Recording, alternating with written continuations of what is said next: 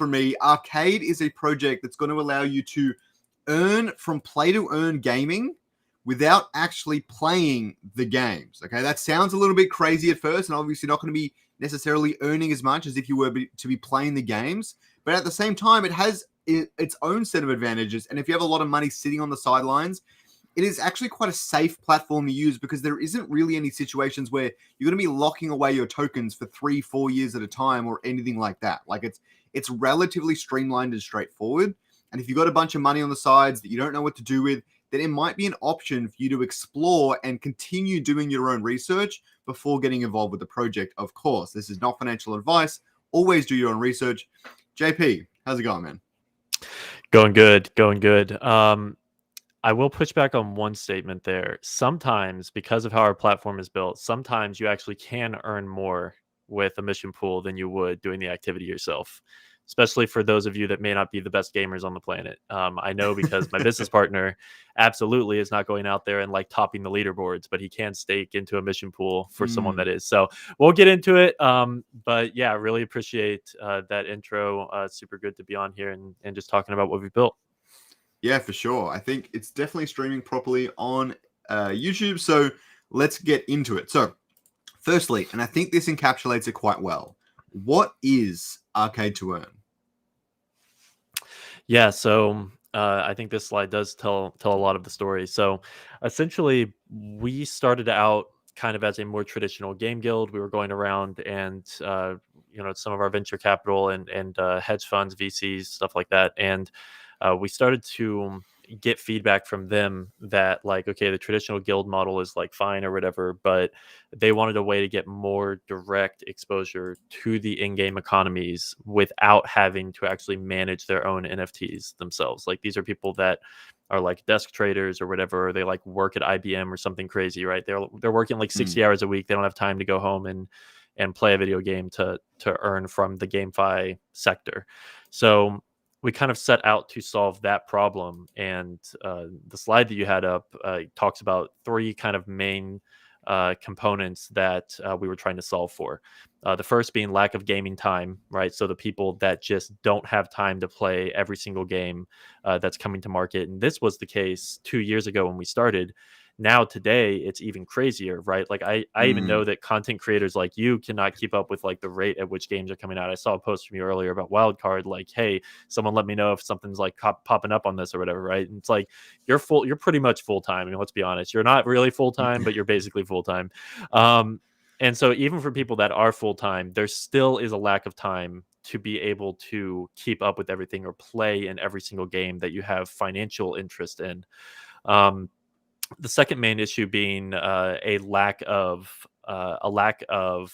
money, right? A lot of times, a lot of these games, in order to get the full exposure that you're looking for, like in order to experience everything that Illuvium Zero has to offer, you really have to have a tier 4 land, right? Like, I mean, you can get some of the same experiences with the 1 and the 2, but like if you want the monuments, you want the extra stuff, you want the speed at which you can harvest all of this different stuff. In order to really unlock 100% of what that game offers, you need to have the most expensive asset in it. And that applies to really most of the games that we're working with. Like Star Atlas, there's a $20,000 commander ship, right? Like you're not going to get the full exposure to that game without that asset. So lack of money is just the other thing that we're solving for. We're making it easier to kind of democratize the way that people can get exposure to all of these different games without having to put up all of that capital across all of these different titles. And then the last kind of main point was just lack of interest, right? There's people out there that are just not gamers, but the game they like to play is like the trading, the investing. We look at a stock trader like a gamer in their own right. They're playing the markets. They like to like stare at charts all day. And if you enjoy that and you want exposure to GameFi, you think this is an emerging industry, you may not want to actually sit in front of a game and play it in order to get that exposure. Maybe you're looking for something a little bit more statistical. So that's kind of the third thing we're solving for. And I think we have a cool solution that solves for those three things. And we will get into that later. There are a lot of questions on the mission pools later in the video, so we won't cover them too much just yet. And for anyone who's watching in the chat, you guys are going to want to stay around for this because it's actually quite an innovative solution to the problem that JP was just describing just there. So The next thing is, this is kind of the questions I like to ask basically any project I get on the channel. Is the first one is, how many people are working in your team? Sometimes people make like a really flashy trailer and they have like 2 developers, and that sort of Yeah. thing does make me nervous when I'm doing my research. So how many people do you guys actually have working on Arcade? Yeah, so we currently have 18 people on Mhm. our team. So, we're not a 150 person, studio or something, but we are, well funded and we have a really strong team. We're not just like, in a closet with 2 people. So yeah, we have 18 currently, and I think 18 really talented individuals. Yeah, I love it. So the next thing is, how far along is the project in like a general overview sense? Is it ready to scale with lots of different games? Because obviously this thing works the best at volume. Yeah, so we are so in terms of like the life cycle of the business, we have a product, the product being mission pools. So Arcade, the platform, will have a number of products like in our suite, and mission pools is just the first one. So that's primarily what we're going to be talking about today. But we have that product done, and it's undergoing a final audit right now before our token generation event. But that product's done. It's live on mainnet. It's currently in an early access state. So in order to interact with it, you have to have been airdropped some of our Arcade token, or be a part of a partner community that got some tokens. So I would say we're in a closed alpha leading into like an open beta state in terms of the life cycle. And we are ready to scale. Like, the biggest challenge has been in terms of onboarding lots of different games is just, I'm sure you can share in this, I don't know if frustration is the right word, but just Web3 games are kind of a little bit slow to launch sometimes, right? Like, a lot of these games were 2 years ago, they were like, okay, we're right around the corner, we're going to go live. And we've seen that get pushed back time and time again. And as people have kind of figured out, okay, quality games take time to make, right? Alluvium is no exception, as much as we love Alluvium. So as some of these games come to market, it makes it a little bit easier for us to scale up. Like Heroes of Mavia launches in about a week. So we'll be able to add in Heroes of Mavia mission pools, right around the corner. So currently we Mm. have Star Atlas because they were the first to kind of go to market with a in-game economy that we could build a mission pool around. But we can very quickly add in additional games as they launch. So I do have an interesting question coming up on that later. So I'm going to leave that for now. And like just really quickly as an overview, how do the mission pools? Here are 2 examples from them. Do you want to talk about the example of a mission pool and how it can help you earn in Star Atlas and Illuvium?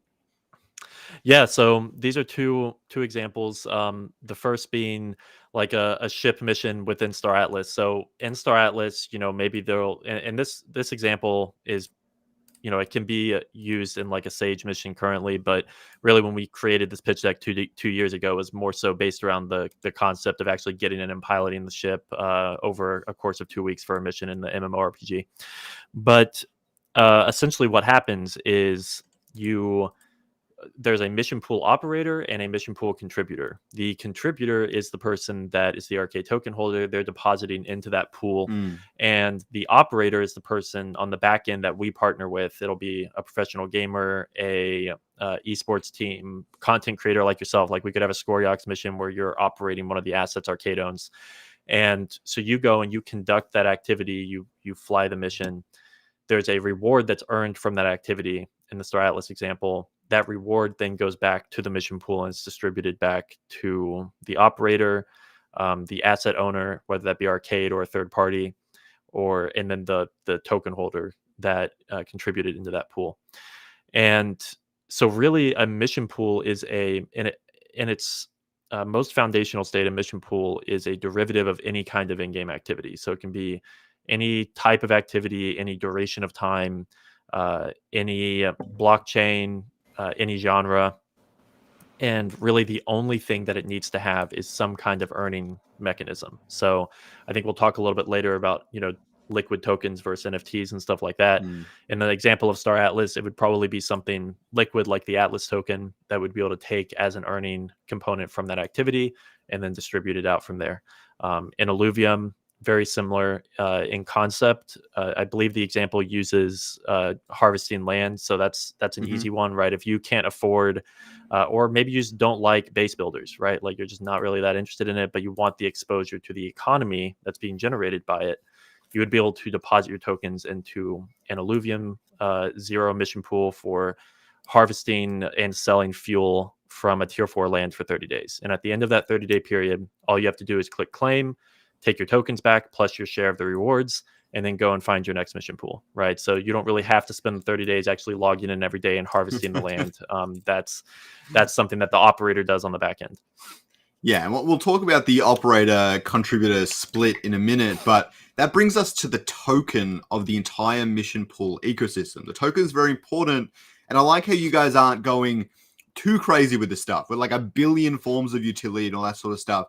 It's very simple and very to the point, making sure that it's easy to understand and easy to use, which is something a lot of Web3 games in particular seem to miss. But I'm glad that you guys are involving that because that's kind of the whole point of your ecosystem, right? So you have a 2-token system for Arcade. Do you want to take us through that really quickly?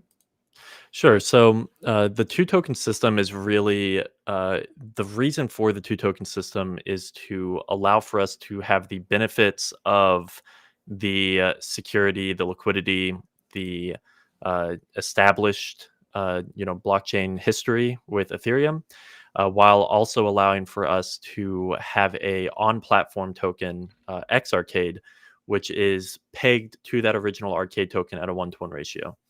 And that X Arcade token lives on the Avalanche C chain. And the reason for that is that we expect there to be a good number of contract interactions for the average person that's going in and out of mission pools, right? You deposit into one, you get it back 5 days later, you deposit into another one. If you had to pay $20 in Ethereum gas fees every time that you did one of those interactions, it would cut so much into what you're getting out of the platform. We just didn't see a path forward with that. And so this 2-token system, on top of having that kind of multi-chain functionality, is the ability for us to have a more controlled. We can have a little bit more controlled oversight or insight into the economy of our platform specifically, so that we can pull these different levers for the mission pools. So one thing that I didn't mention before, mission pools are not a free for all, right? They are free to enter, but free for all in the sense of they don't have unlimited caps, right? There is a limited number of mission pools. Each mission pool has a limited number of, a limited amount of space in it. So it is a little bit of a first come, first served. But in order to select what those caps need to be, in order to have that gamified, aspect of the platform, we wanted to be able to look on chain and see, okay, this is how much X Arcade there is on the platform ready for use versus the amount of arcade in total circulation, because there's going to be a lot of people that just buy the token to speculate or buy it and forget about it on their wallet, or it's sitting on an exchange.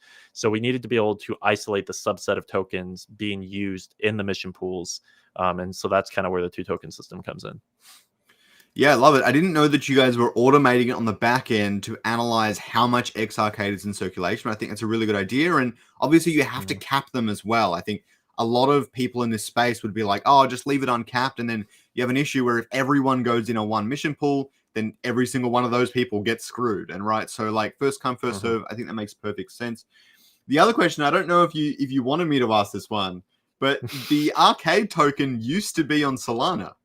Can you explain why you changed it to AVAX? And I know you're doing multi-chain stuff, but let's... Yeah. So no, it's actually it's an interesting story. So nothing against Solana. I love Solana personally. Like I enjoy the chain. We're backed by Solana Ventures, so there's no love lost there. But the main reason is that the initial architecture of our platform that we set out to build, we found about a year into development that Solidity contracts really they executed on our vision a little bit more efficiently than the Rust Solana ones were. They're just entirely different ways to build contracts. And in order to do the things we wanted to be able to do, we really needed Solidity at the base of that foundation. Now, it's interesting because there are some protocols, like Neon is the name of one of them, that's building EVM on Solana essentially. So Mm. that is one way that we could add back in Solana functionality so people with Solana wallets can interact. But to your point on multi-chain, we have a lot of the Solana code already built. What we plan to do in the future is to always have, and I really should have a graphic for this, we're going to have the liquidity hub for the ARC token on Ethereum indefinitely. But when you swap from Arcade to Xarcade, you're going to be able to choose which chain you want that Xarcade to live on. Mm-hmm. So right now, when you do that swap, it defaults to Avalanche, right? But in a not so distant, but also not so near future, you should be able to do that swap and say, I want to be able to use this on Matic, or I want to use it on or Avalanche, or Solana or whatever. And so it really enables people to use the chain they're most comfortable with or they're most used to having their assets on without that friction point, while still keeping the liquidity hub on the main Ethereum network. So that's coming in the future, but that's why it was an easier decision for us to make that swap. It just fit the architecture of our build at the time. And we know we want to be multi-chain anyway. So Solana will be added back in. Yeah. So I think there are some great games coming out on pretty much every single chain, and I hope you guys add Ronin as well, and IMX when they have ZK EVM and things like that. So there's a lot going to be involved. It's important to note that in terms of what games you can get exposure to, that remains uncapped or like unrestricted, right? So the games themselves can be on any blockchain. Just the token. The Xarcade token that you're using, the utility token itself, will initially just be on Avalanche. But one of the big value propositions of our platform is that if you don't want to have to juggle 12 different wallets across a dozen different blockchains to get exposure to all of these different moving pieces, our platform consolidates that down into one chain, one platform, one token. So the next thing we should talk about is the recent capital raise that Arcade went through, and you can see here, it's not very large.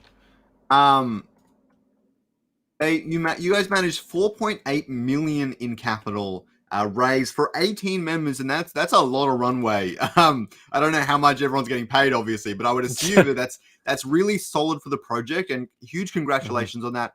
Do you want to take us through this capital raise a little bit more in detail and what it means for Arcade? Yeah, so our first seed round was the first year that we started. We raised 3.2 million from that round, and so 4.8 is the end of our pre-sale round. We had set out to do a seed in private before our public launch. So to date, we've raised 8 million, and yeah, we are in a really strong financial position because of it. And I think what's important really about our cap table and what we were able to accomplish there is that we do have some pretty big names supporting us. Crypto.com, we have over 100 investors on our cap table, but Crypto.com, Solana, KuCoin, to name just a few.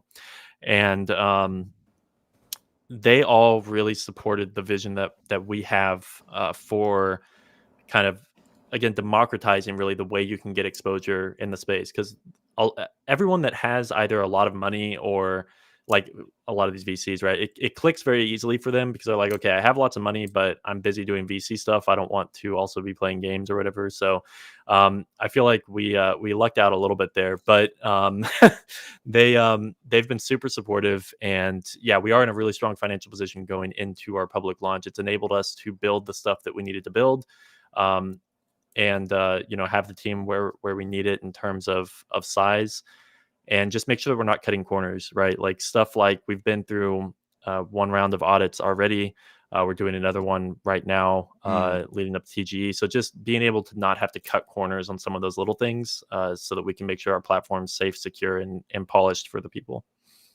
Yeah, I think that's all really important, and really, you guys have hit at the moment I learned about Arcade. It was clear to me that you guys have hit a really important gap in the market, and I still haven't seen anything around the place for another project hitting this same gap in the market, and it's such an obvious one too. Like to be quite frank, so I'm glad that you guys are doing it properly and taking the steps necessary, and I'm glad you guys managed the capital raise. But the next step of that is the token TGE is coming on February 27. Let's assume my audience doesn't really know what a TGE means in general as well. So do you want to explain what a TGE is and what's important to know in terms of circulating maximum supply, and how people can get involved. Yeah.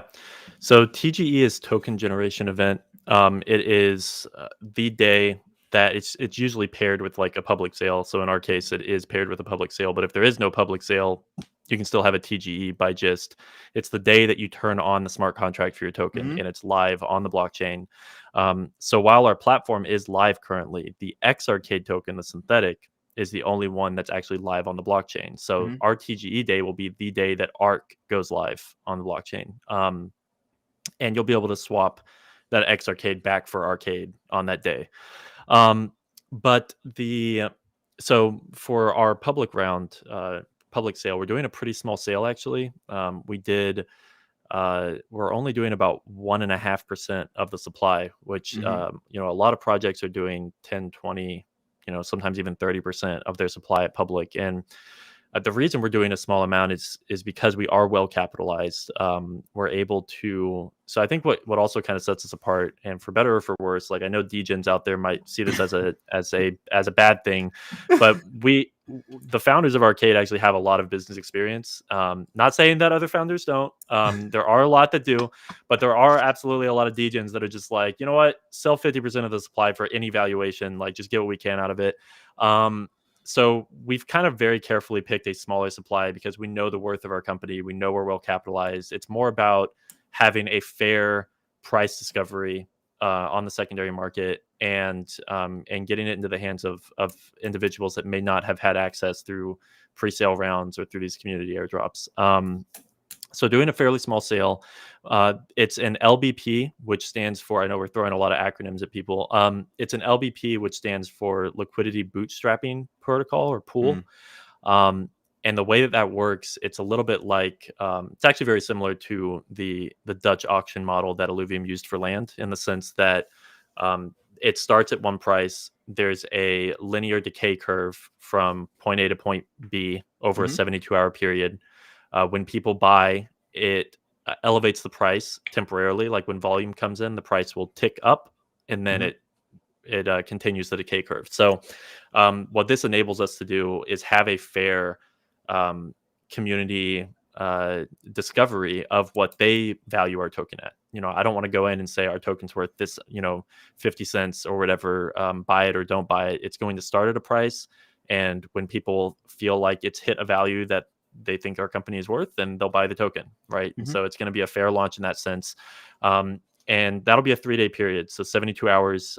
It's on Fjord. Maybe we can add a link to it in the description or whatever. It's Fjord Foundry. Shoot it to me afterwards. Yeah. Okay. And so, yeah, that'll be really fun. In terms of maximum supply, we do have an 800 million token max supply. And so no tokens beyond that will ever exist. Now, what's interesting about our tokenomic model is that, keeping in mind the ARC to XArcade relationship, technically what's happening, I think this might be in the light paper if you want a visual aid towards the front, but what's technically happening when you swap is the Arcade token is being burned. It's verifiably burned on chain, and the XArcade token is minted at a 1-to-1 ratio. So the Arcade plus XArcade equation always equals max supply, right? You can't have runaway inflation of the XArcade token being, in a greater quantity than the Arcade token. So 800 max supply, and really the way that this benefits the platform and kind of the tokenomic structure of our model is that as more people use the platform as it's intended for the utility of the mission pools, there's less tokens in the Arcade and more tokens in XArcade, which decreases obviously some of those panic features that other tokens have on the liquid market. So the goal is to lock up as much in XArcade being used for the utility of the token as possible on the platform, and we have several other token sinks and stuff that are built into the model, and the light paper, which we can also link in the description for people that want to deep dive a little bit more. I think talks about some of those token sinks as well. Yeah, I think that's really interesting. Are any XArcade ever going to be burnt from things like mission pools and stuff like that, or no? No. So we have the 800 million supply, and we intend to keep it fixed at 800 million. We do have and there's a couple reasons for that. One of which is a lot of us are US based. We've actually been very careful to build this in compliance with US regulations. Affecting the supply permanently is a no-no. We're again trying not to cut corners. We like to play by the books. So we're keeping the supply fixed. It's never, we're not going to manipulate the supply by burning it. We do have a few options in the token sinks for a way to collect up tokens that aren't burned, but also aren't in the readily available circulation at that time. And I think on the fees and bonus pool slide, I think might talk about it, but just know, we're not permanently affecting supply, but we do have token sinks that pull out of the supply strategically to benefit the kind of the utility value of the token. Yep, I can't find that slide. All right. No problem. Let's move on to the mission pools. So for anyone who hasn't been here the whole time or wants a really quick recap, there are two people in the mission pool: the mission pool operator and the mission pool investor. Contributor. The mission pool contributor. And so the contributor essentially bets on the operator's performance in a given game, and then they get a payout equal to a percentage of what that operator earned in the game. So firstly, can you explain the different kinds of mission pools? Because there's not only one. Yeah. So firstly, just quickly, I would say bets is maybe not the best word because there is no risk of loss. When I think of betting, I think of like, okay, there's a risk I could lose something, but we'll get into that. But the kind of the different types. So really, as a derivative of in-game activity, it can really be anything. Like it could literally be, I mean, it's just, it really is uncapped. Like owning and operating a tavern in Miranda's for a quarter, right? Like how many smoothies do I sell or how many beers do I sell in this virtual reality game for a quarter? Like that could be a mission pool. Even stuff that's open-ended, like we could have a year-long mission pool that says that, over the course of a year, this team in Star Atlas is going to try to find this treasure on this mysterious world. And if they find it, there's a huge reward to the mission pool or the mission pool contributors because they succeeded in their mission. If they fail, then there is no reward, but the contributors always get their token allocation back. So there is no risk of loss. Those tokens are not, I think a common misconception is that when you deposit into a mission pool, you're essentially spending those tokens or they're being taken and used to fund something, right? That's not the nature of what's happening on the back end. Literally all you're doing is just locking your tokens into a staking pool, and you're always entitled to that amount of tokens back. Yeah, and you can unstake them with a penalty, right? Even though they're not really fully locked. Yeah, so we built it that way as an additional token sink, but also because we know that some people are going to get cold feet or whatever, especially for longer missions where, because we will have some missions that are months long and maybe halfway through, because we'll have like a feed of activity where the mission pool operator will say like, I did this today or this week or whatever. So maybe halfway through, you're like, okay, they are not going to succeed in this. Like this isn't going well. This operator doesn't know what they're doing. You could still have, we wanted people to have the option to pull out their tokens still and not be locked for the full 6-month period or whatever it is. And the fee that's built into that, it's an early withdrawal fee. That fee is collected, and then that can be set aside or taken out of circulation and put into one of our token sinks, as we described earlier. So every time there's a fee on the platform, we're also scraping some of that up as the arcade platform to reallocate to community incentives, or in some cases maybe we want to buy into a new game and we need to pull from something like that to do that. So yeah, there is an early withdrawal fee, but that's the only time that you would be leaving with less than you deposited into the pool. Yep, absolutely. So I really like that. I think I like the freedom that your platform gives the contributors in general. I think this is one of the really good features of the platform. And if I were to pull out my contribution early, that would actually benefit everyone else in the pool, right? Because the outcome, if they are successful, would be split among the remaining contributors, and I wouldn't really gain as much from that. So that would be really cool as well. Yep. So the next thing is how are these? This is my biggest concern right now. Is how are these currently managed on the back end? I'm no Mhm. developer. I don't work with code a whole lot. This sounds like a logistical nightmare to Yeah. be able to build into Arcade. I'm assuming it was one of the most difficult parts of building the platform. Is it currently automated or no? No, so it's not currently automated, and we have some ideas on how to automate it even more. Now, the initial vision was for it to be a pretty manual process, at least for the immediate future, while we worked Mm, out some of the ways. Now, we could have made it a more automated process by integrating, technically integrating into the games that we work with. That was something I really wanted to avoid because we have great relationships with all these games that we're in discussion with for mission pools and stuff. Like they're very supportive because our platform is great awareness and marketing and exposure for them. Um, but I didn't want to have a technical integration required because it really limits the number of different games we can have on the platform, the upkeep of those things.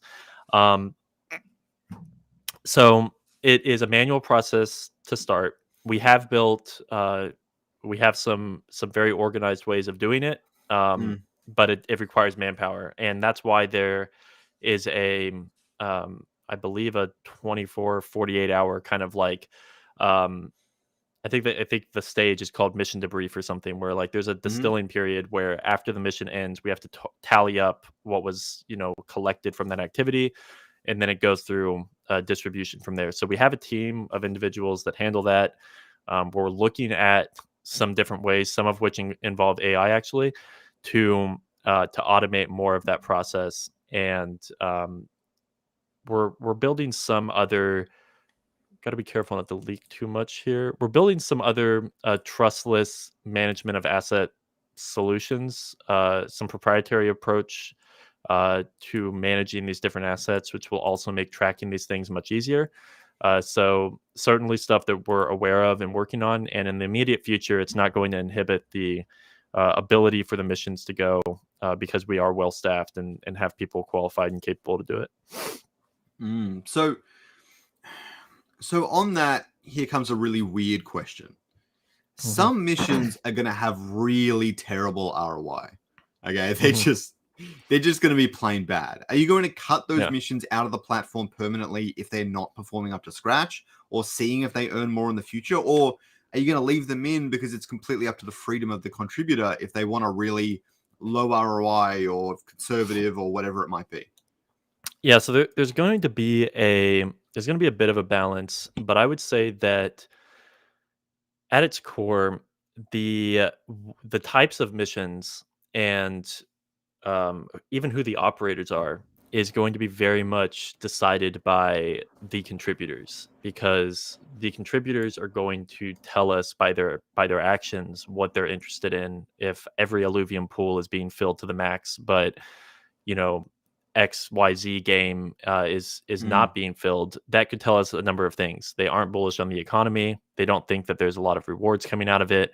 They don't like the operator. So these are all things that we then take into account, and we work to, yeah, I mean, we would remove mission pools that are underperforming.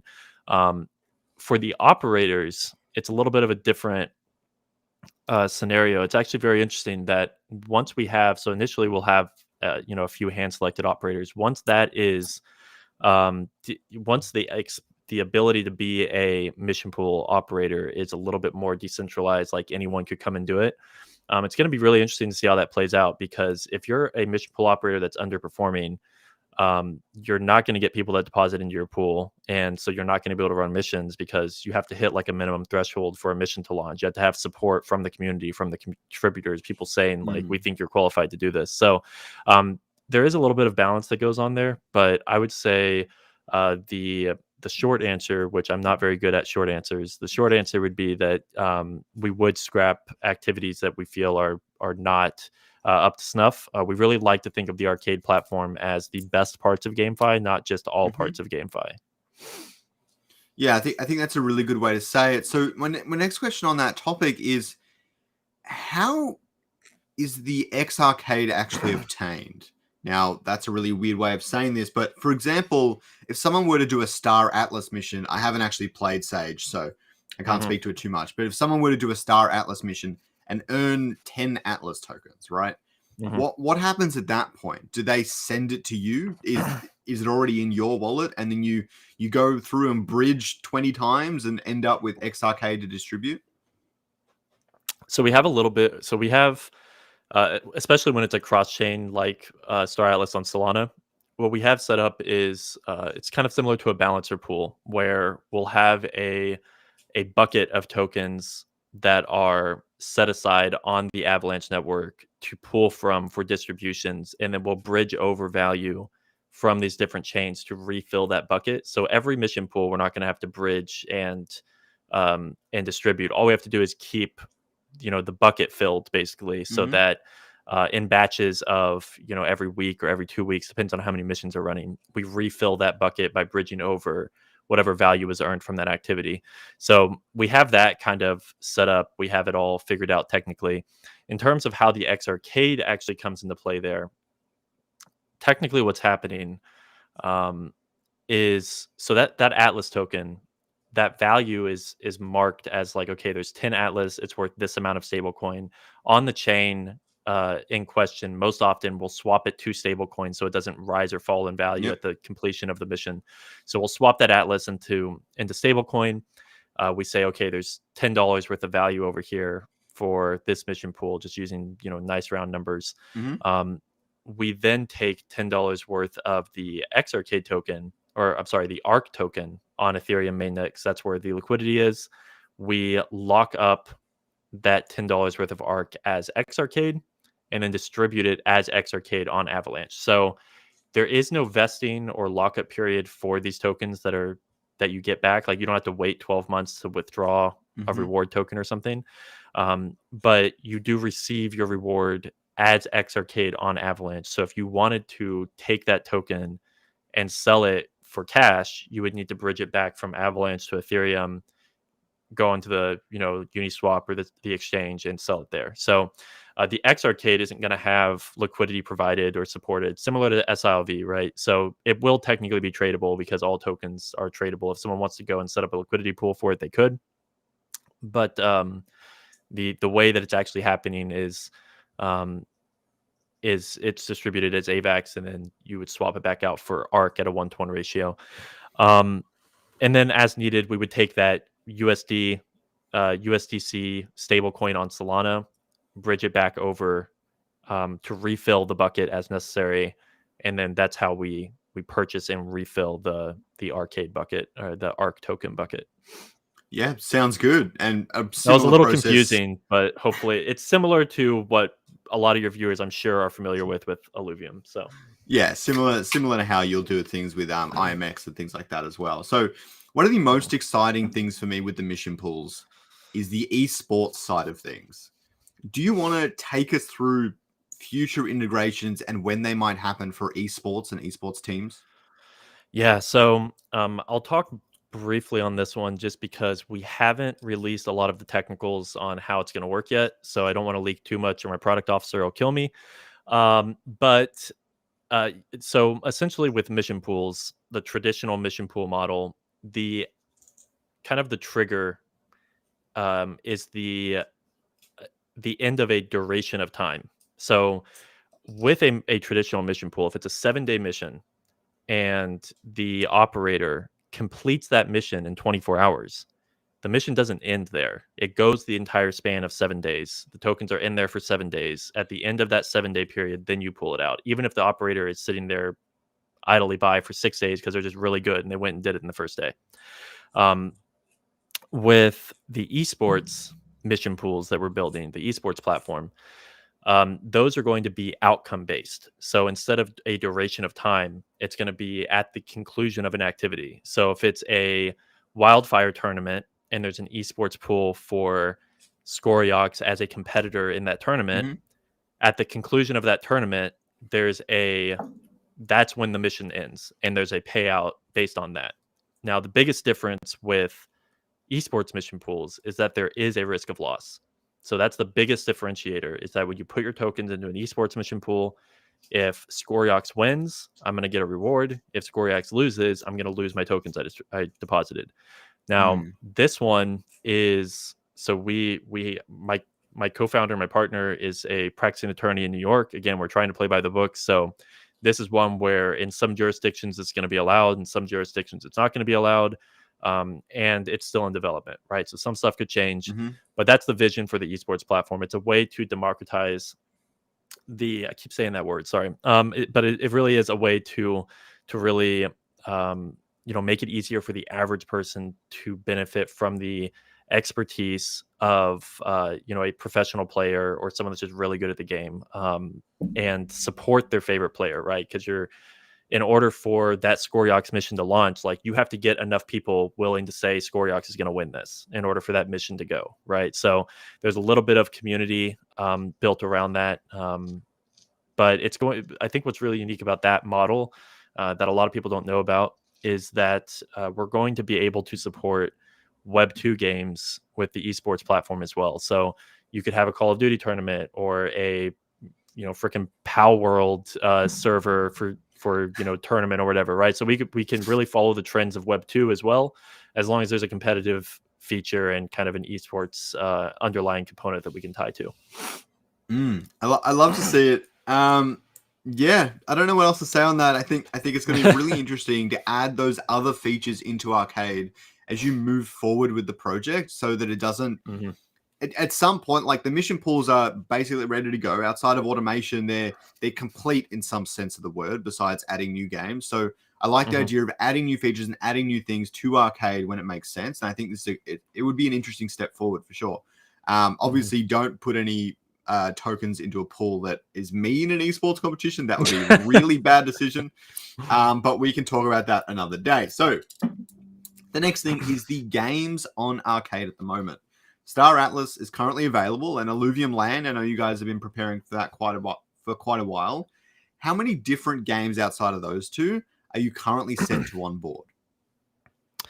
So the tech is built for us to onboard really as many as we want. It really becomes it goes back to the logistics of how those assets are managed. So some games have built-in lending, trustless lending. Obviously, of utmost importance is the ability to operate that NFT without risk of theft or misuse or whatever, right? So that's one reason why we vet all of our mission pool operators individually currently while we build out some of those trustless systems. But the games that have a lot of that built in or have ways to operate it in a safe and secure manner, Illuvium Zero is an example, right? It's got a very Web 2 front end, so you're able to kind of share access to those plots without risk of theft or loss. So Star Atlas, Illuvium, Heroes of Mavia, Zedrun are some of the main ones that I would say are coming in the near future. Now, beyond that, we have dozens of games that we hold assets for that are either not launched yet or don't have stable enough, in-game economies yet. But I would say those are kind of the four that are on the horizon. And we will be adding pretty aggressively throughout the year as a lot of these games come to market. Yeah, I think it's just about like that, right? They either don't have many earning opportunities yet, or they're not in market yet, and you got to be patient on that, which I think has been killing you for a year. You're like, just launch Illuvium. So we've talked about kind of the way these systems work. Do you guys have a plan for systems around NFTs? For an example, with Illuvium, a lot of its earning in the overworld in particular centers around selling NFTs on the open market. Is there a way to integrate this into Arcade that you've thought of, or not quite? Yeah, so there's actually a couple different ways that it can work. So the first of which is that Arcade is not always going to be, but in some cases, it would make sense for us to be a buyer of those NFTs because they can be then used in mission pools. So there is a scenario where a mission pool operator, their activity is to go out to the overworld and collect alluvials. They collect a ramfire or whatever. We buy that ramfire from them so that we can use it in, missions in the future where we equipped a competitor with a ramfire or whatever, right? So there are reasons and situations where we'll just be a buyer of a lot of those NFTs, and then we swap it back into a liquid token from there, and that's how it's distributed. We're also building in some mechanisms that, and this is a little bit farther off. It's being built into our trustless lending solution, but at least I think it is. Where we'll be able to kind of automate the process in which we can collect an NFT from a game and liquidate it for a liquid token that can then be distributed. So it's something that's being built. I would say that the majority of the value that we see from or I would say the majority of the games that are the best fit for our mission pool model are ones that have a liquid token already built into the ecosystem in some way. Mm-hmm. Not to say that we can't do NFTs. It just wouldn't be my first instinct to run to those games to add them first, because there is a little bit more complexity to how we have to distribute the rewards. So, for anyone who's building or looking closely at a game that isn't on the arcade platform or isn't one of the 4 games mentioned, what is the process like for a game to register to want to be partnered up with you guys at Arcade? Yeah, so at the moment, it's really as easy as just shooting me a DM on Twitter or catching me in Discord. We've met with over 100, probably 200 games over the years. Not all of them are a good fit for us. We do have pretty high standards for the types of games we want to display on the platform. Mm-hmm. But I would say getting in touch with me so that we can look it over. We have a full research team that does this stuff. They look at the tokenomics, they look at the the game loops, they look at the in-game economy, and from there, it's really a partnership between Arcade. It's a very mutually beneficial partnership between us, because we believe that these mission pools bring a lot of education and awareness to the games, especially smaller games that are trying to get on the scene. We're going to have a lot of community members from Illuvium or Star Atlas coming to engage in those titles, and then they'll see oh, XYZ game I've never heard of. This seems interesting. Maybe I'll go check it out. And we'll have all of that research and the supporting documents and content creators that cover it and all kinds of stuff built into the dApp, so that you can kind of follow that research and see if it's a good fit for your gaming style. So I would just say just get in touch with me. Josh at arcade2earn.io is my email. Mission Pool on Twitter, Mission Pool on Discord. I'm an open book. DMs are open. If you're building a game, let's talk about it. Yeah, and that's one of the things that actually surprised me the most about Arcade is just how much work you guys are putting into the education of the Web3 space as well. You guys could have just built a front for invest in this game, you'll make this much money and stuff like that. But when you go through the platform yourself, guys, and there aren't any mission pools running, so I'm not going to show you guys just yet, even though I have participated in a few of them, full transparency. But when you jump on the platform, it's really interesting because you go through, and if you want to learn more about Illuvium, it's very easy for you to do that. If you want to download Illuvium, it's also very easy for you to do that too, through their platform. It makes it very clear, and it's not just about use Arcade. It's more about you can get invested in this, you can get involved with this, but you can also learn more about these things if you want to, and do your own research, and part of that can be on our platform. And I think that's really good in pushing the Web3 space forward. So the next thing I want to talk about is the future prospects of Arcade. Okay, so let's say everything is automated one day, in 2 years' time or whatever it is, and there are hundreds of mission pools running concurrently. What is next for the Arcade platform? So we already have several different products in mind that we're going to be rolling out that just enhance that. So our core vision is making it easier, simplifying the exposure to this incredible industry, GameFi. And Mission Pools is one way to get that exposure. The Esports Arcade is another way to get that exposure. We have other ideas, other products already lined up. I would say we have at least 2 to 3 years of product, conceptualized, that's being thought out. So yeah, it might take 2 years to get mission pools to where you see 100 of them on there, and there's enough demand for all of these pools to fill, and we have enough operators, we have the trustless systems built, and at that point, I think we'll be already hard at work, in releasing some of these other products that we have in mind. One little leak is, and I think this is in our roadmap, so maybe it's not a leak, but we do have a utility NFT collection coming at the end of the year. That they're these little arcade machine cards. They're really cool. They're animated. They're really cool. And so these are already built. But what we're doing with those is you're going to be able to hold one of these NFTs. And if you're interacting with our platform with a wallet that's linked to holding that NFT, you'll be able to unlock certain types of bonuses: early access to a mission pool, access to a certain mission pool operator, whatever the case is. We'll have special campaigns that are centered around if you hold this utility NFT, you get special access.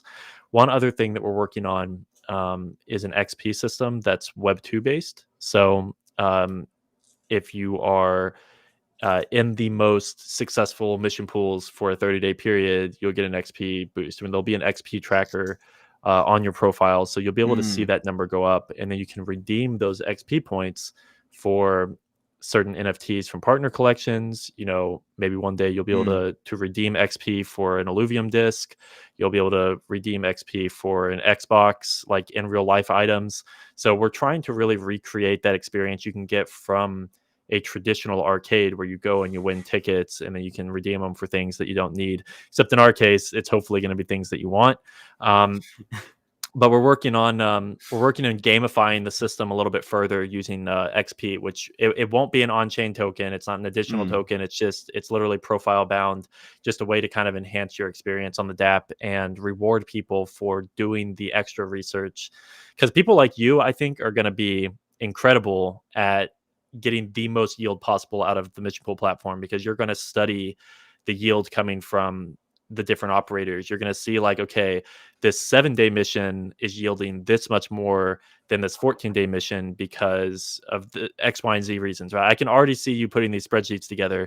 And so people like you that really take the time to study the platform and learn the ins and outs of how you maximize your yield, that's kind of the game that is rewarded on our platform. The people that do that are going to be rewarded not only with increased yield, but XP bonuses, stuff like that. Well, music to my ears. I love a good RTS. It's a little bit like that, maximizing the placement for all your buildings and everything to make sure you harvest your resources as efficiently as possible. And I think Arcade is, no different in some ways. So I'm looking forward to the gamification of any platform, really. And I think for Arcade, it's a perfect fit. So the next thing here, the next two questions are a little bit more about you personally, and a little bit less about Arcade, but it's all related to Web3, right? We have recently seen a Web 2 game dominate social media, Twitter, even the Web 3 space in some ways, due to their game being focused purely on fun gameplay. Obviously, I'm referring to Power World here. I don't see the same in Web 3 yet. Illuvium included, the arena is actually really, really fun, I'm not going to lie. But the overworld is a little bit dull so far, okay? Where do you see the future for Web 3?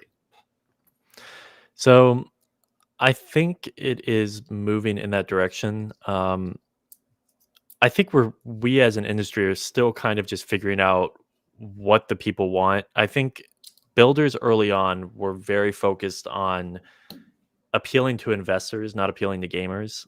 And that was apparent with early, renditions of different games where, like, really it was DeFi with extra steps and pretty pictures. So since then, we have seen a lot of that pivot away. And I think there's been more emphasis on asset ownership, decentralizing the way games are built by having, DAOs and, crowdsourced opinions of how things are built. I just think all of those things take time to really execute. So I'm trying to be patient, right? And I think the industry is really bright. I think if you look at even numbers on player data for indie studios for games that are like meh, it still is like way higher than anything Web3 is seeing currently. And so I think we're still just really early. And I certainly wouldn't be in this industry if I didn't think there was a bright future for Web3 gaming. But at the same time, very much gameplay first for me. I say that as someone that's building a platform that makes it easier to get, economic upside to the games. I still think that the future of these in-game economies being really strong and sustainable, it all boils back to having more players, right? People that actually enjoy your games. There's countless people that will spend. It's not really even the hurdle isn't how do we get them to spend money, right? Because think about how much money Fortnite earns on skins that you don't even own, or weapon skins for your guns in Call of Duty. It's just building games that people care enough about, building experiences that people care enough about to where they're okay spending the money. And as soon as we crack that and you see the first game come out that people are like, oh, I really want to flex this battle board, with my friends or whatever in Illuvium, I'm going to pay $10 for it. That's when you start to kind of see the wheels turn. And the biggest difference at that point is just that we are distributing that value, that wealth to a greater number of people, to a community, instead of, to the 10 people that are shareholders of Activision. Right. So I think that's kind of the biggest difference. And it's going to be interesting to see that unfold. I think it just takes time, but certainly optimistic. Yeah, I mean, it should be really interesting. And I think Web3 is a bright future, but I definitely think there's more pain ahead before it gets there. It's just, this entire space is even younger than I thought. I thought we would almost be there by now, and I still think we have 2 or 3 years to go at least, personally. But it's hard to say. And I think you're right. There just needs to be one game that cracks it where nobody knows it's Web3, but they're doing it all on the back end. I think games need to stop advertising Web3 and just say, I'm building this game. Oh, and you can sell your stuff on a marketplace like CSGO. I don't know why it needs to be more complicated than that sometimes. But I do actually really appreciate the games that are integrating blockchain in meaningful ways that enhance the gameplay experience of the game. For example, I didn't play much World of Warcraft, but I played a lot of Guild Wars 2. And I didn't even level up much. I just went to like the market and I started trading on the market. And that's all I like doing because I just like that part of the game. And that's a good use case for blockchain integration. Not everything needs blockchain integration, but there are some things where it makes sense. And I think that is one of them. I appreciate the games that are doing it in that way. So the last question I've got for you now is, it would be unfair of us to not take Illuvium out of this equation. But which games are you most looking forward to when it comes to play to earn and Web3 gaming? Yeah, so I feel like Illuvium is just the obvious one for me because I am on the council. I love Illuvium. Obviously, I wouldn't be spending so much time with it if I didn't. Many hours in Arena so far, many hours, more hours than a lot of Web2 games that I own. I'm still not very good, but I'm having fun with it. But just for sake of discussion, I'll exclude that. I think the next one that I really have had fun with, just personally, is Heroes of Mavia. I think I played like through the beta the past year. Like even though it was capped, you couldn't really progress higher than a certain level. Still was having tons of fun with it. Having fun just battling people. I didn't come from like Clash of Clans per se. I mean, I played it a little bit, but I was never like competitive or anything. But I thought Heroes of Mavia is being created really well. I'm not big on card games, but I am starting to. Games like Parallel are starting to pique my interest a little bit because they do have really cool looking graphics. I feel like they're doing it really well. That's another genre that I'm probably just not very good at, but I might play around with it. And then I guess final shout outs would be Shrapnel.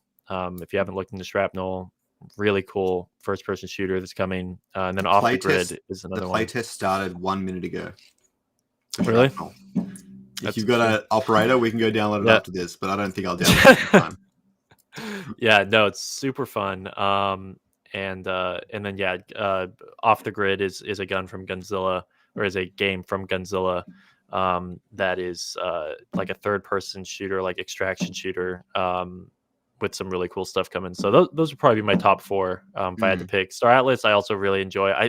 So Sage is actually a lot of fun if you haven't played it yet. For someone like you, I think it'd be a lot of fun for you because it very much is playing that like economy game. Like you have to pick which type of resource you're going to mine on that day to get the most rewards out of it or whatever.